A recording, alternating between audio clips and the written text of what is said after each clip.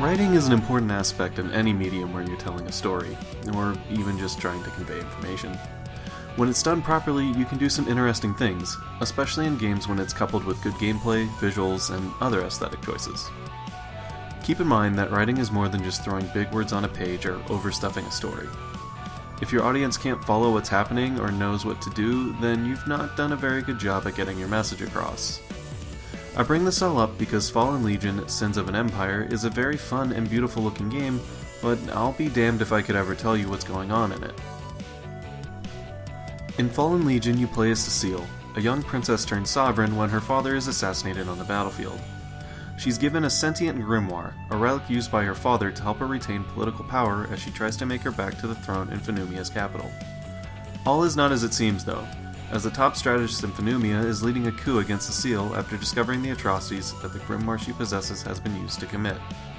And from there, this is where things start to get confusing. Even though Fenumia is a monarchy, it has a House of Representatives called the Princes. Every major political and social event goes through the Court of Princes, with the head king or queen getting a final say in everything. The way this translates into gameplay is that you're given a very vague set of responses to a myriad of issues. Each choice will provide your troops with a different kind of buff, and then have some kind of effect on a moral bar that determines how much your people like you, and then also on another moral choice bar that dictates if you're good or evil. One of Fallen Legion's major advertising points was all about shaping the kingdom the way you want through your choices, but everything is so hard to follow that I eventually stopped caring about the actual choices and just picked off which buff I wanted at the time.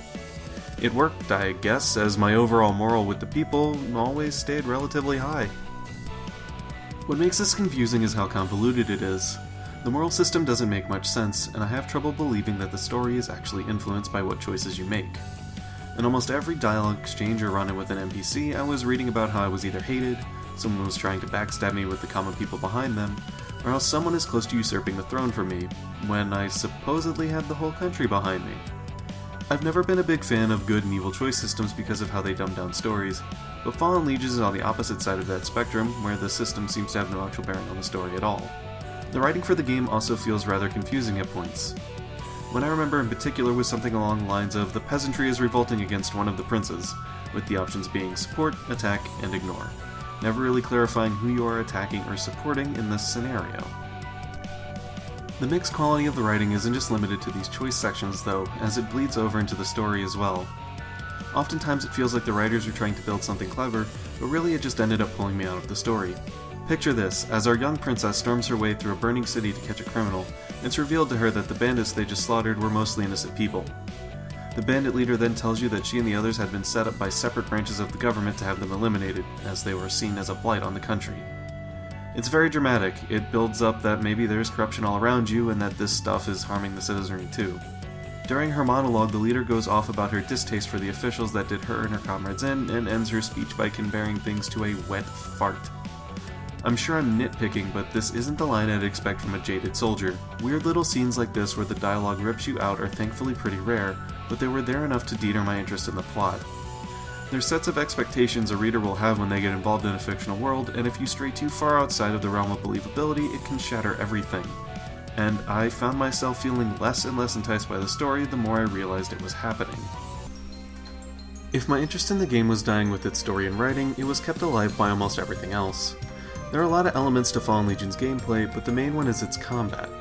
It mixes elements of real-time and turn-based strategy that's based around mastering timing. It's sort of like if you threw all of the best 16-bit era RPGs into a blender and hit puree. You roam from section to section on an overworld map with a 3-man team of exemplars. Each section is filled with 5 to 6 battles where you fight a handful of enemies. Each exemplar has 3 attacks that recharge when they're not attacking or blocking, and you can stack attacks together to build up a damage multiplier.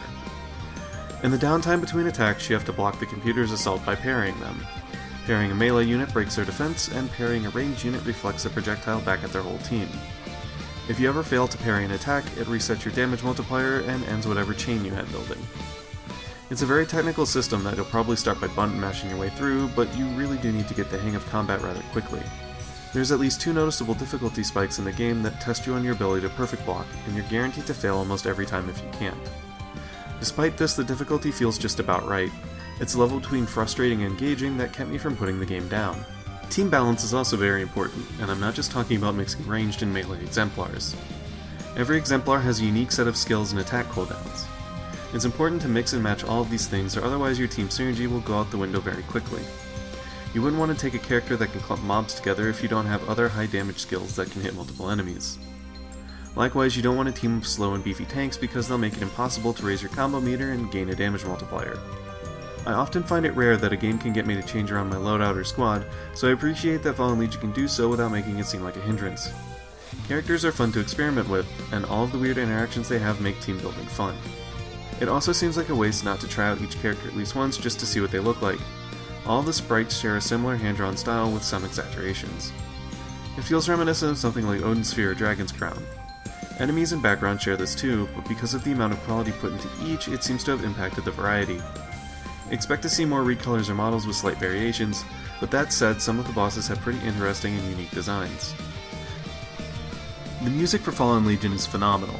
It's honestly one of the better soundtracks I've heard out of a game in a while, indie or otherwise.